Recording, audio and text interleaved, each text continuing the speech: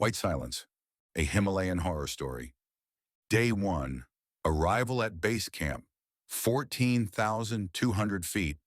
The sun glinted off the icy ridges of the Himalayas like blades of glass. Dr. Kavya Rao tightened her parka and surveyed the landscape. To most, the Himalayas were the roof of the world. To her, they were a locked vault.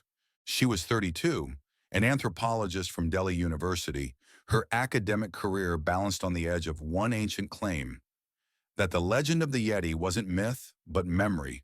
Her theory had cost her grants, credibility, and colleagues. But now she stood at the foot of Chopanima, a peak long omitted from maps, referred to in whispers by the locals as the mountain that breathes. Her team was small, deliberately so. Dr. Paul Gardner, her colleague, once her mentor, now her biggest skeptic.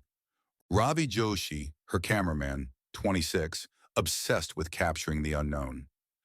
Marcus Thorne, former Royal Marine turned survivalist. In Tenzing Dorje, the only Sherpa willing to lead them past the glacier's edge. They pitched tents under a pale sky, where stars blinked like dying fires. That night, Tenzing warned them in his quiet voice, "Once we pass the ice ridge, we walk among watchers." Day 3, first ascent, 16,700 feet. Thin air and silence clawed at their throats. Ice crackled beneath crampons. Kavya noticed a curious pattern, stone formations that seemed arranged, not natural, like boundary markers. That evening, while reviewing drone footage, Ravi froze a frame. A shadow stood on a cliff above them. Humanoid, massive, then gone. They dismissed it as an anomaly, a trick of light. Only Tenzing said nothing.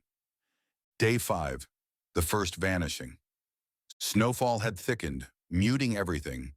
When they unzipped Ravi's tent in the morning, they found it empty. No torn fabric, no gear missing, no footprints. Just a trail of blood smudged in the snow leading nowhere. They searched for 5 hours. Nothing. Paul wanted to call it. Kavya refused. "We're close." That night they heard it. A sound like metal dragged across ice, but deeper as if the mountain itself growled. Day 7, the cave. They reached a narrow pass.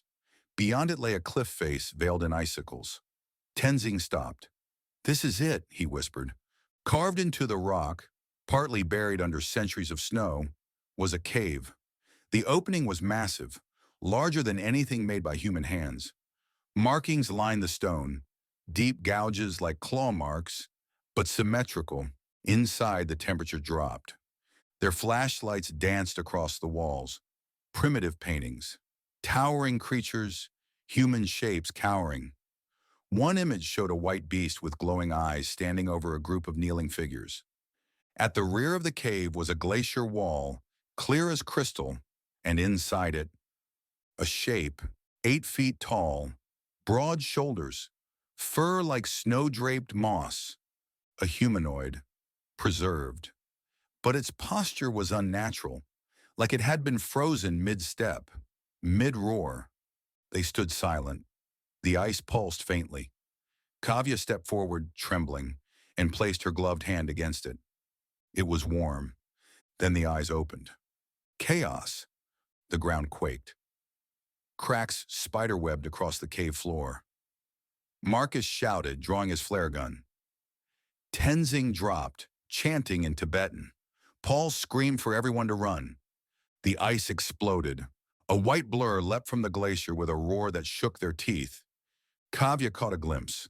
Black eyes, steam coiling from nostrils, and fingers tipped with claws. Then darkness. Day 11, rescue.